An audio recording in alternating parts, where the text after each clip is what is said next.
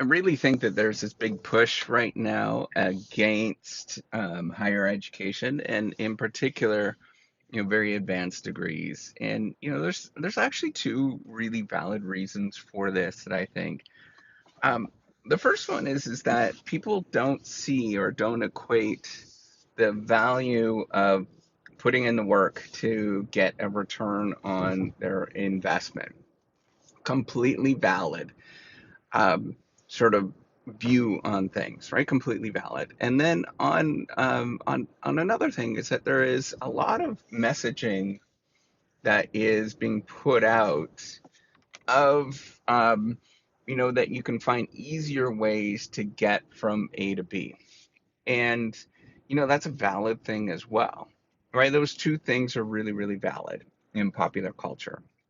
I actually want to talk a little bit about that. So on the first side, um, I think that there is room to innovate and there is room to change how research is done, higher education is done. I think a lot of the social norms, in terms of how they are viewed and how they're done, the sort of incentives that exist within the higher education system, within academic systems, in terms of only focusing on research and focusing on a narrow definition of what that actually looks like, that is a bit silly to me. But that's a hard thing to change, and I think we can, right? If I repeatedly say this message over again, you're okay no matter what you choose, right? Whatever happens in your life, you're okay. And it's something that I struggle with, right? I want you to be very painfully clear to see that, yeah, I mean, it is difficult. I always have to push back in my mind. And it's not necessarily that, um, it's not necessarily anybody saying anything, but I know that that exists. I've seen it, I feel it. It's often in your mind in terms of what the sort of social norms are, and that you're not living up to those social norms. And that's a really difficult thing to sort of see and do. But I think that there is tons of room to innovate and change that, to break free. And I think lots of people are doing it, but the way that it's being positioned, the way that it's done, it's around shame, right? Like I think it's around this idea that I failed. Of going into different areas that are not within this very tightly defined view.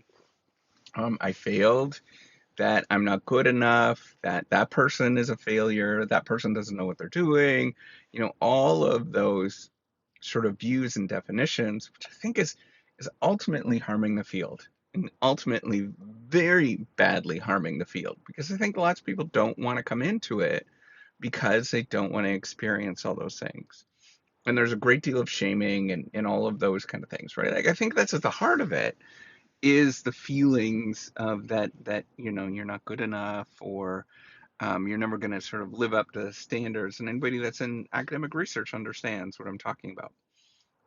On the other side, um, is there's this popular culture notion that's going on right now that there are easier ways of doing something quite similar or getting similar outcomes, right? So, for example, becoming a YouTuber, going and working for Google, for example. All of these sort of basic understandings of what they look like. And I think what the message is that message is a bit off.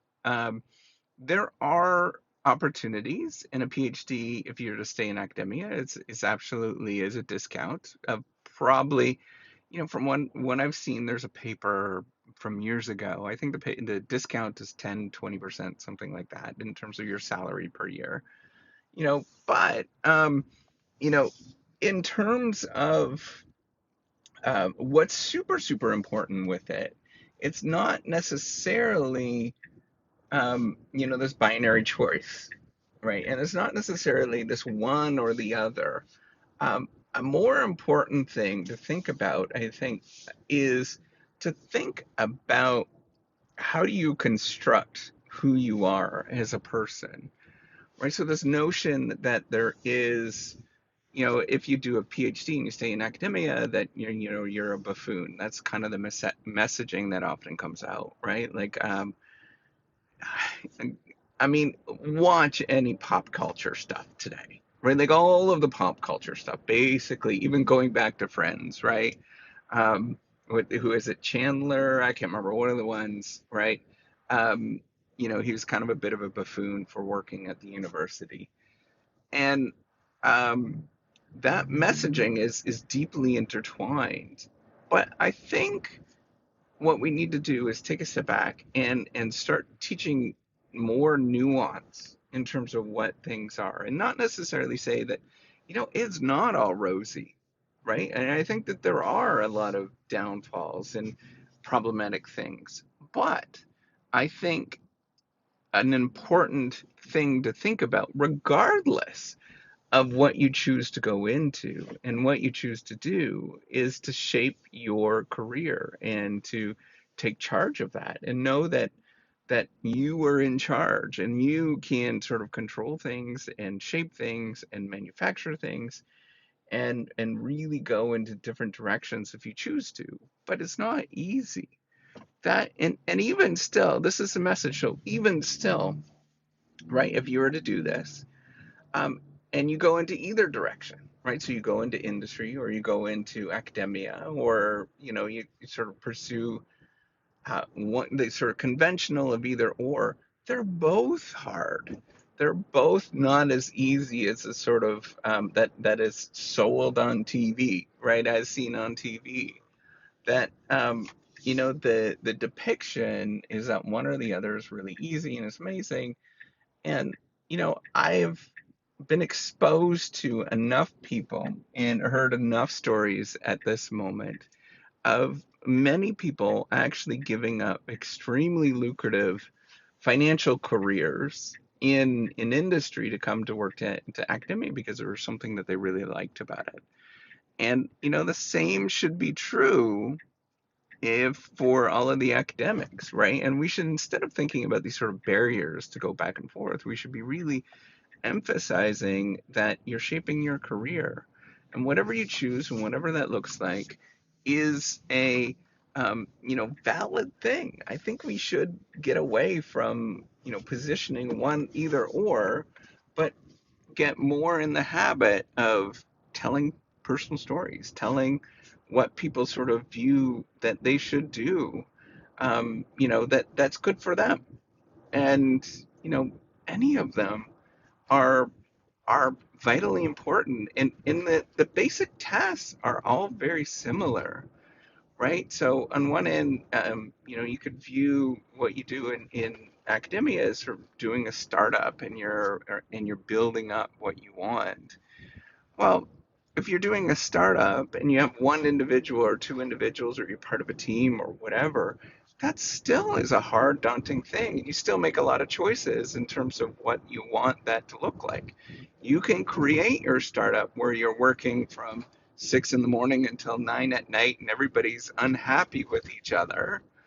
Or you can set some predefined notions of what you're going to do, and try to emphasize, that you love other people, that you like other people. And I know that love is a goofy word these days, but I mean, like, in the sense of that you show other people respect, that you show other people kindness, and you do those very simple things repeatedly. Um, and that is a challenge, and I get it. I'm well aware of this, how challenging it is on both ends, but I think we need to sort of stress this story, that it's really up to you. It's really up to you to define what you want, and not to push the outside world, or let the outside world push you around and make you into something that you don't want to be. And um, you need to really find that, and find joy in yourself, whatever that looks like, and pursue those things no matter what area and what you're trying to do.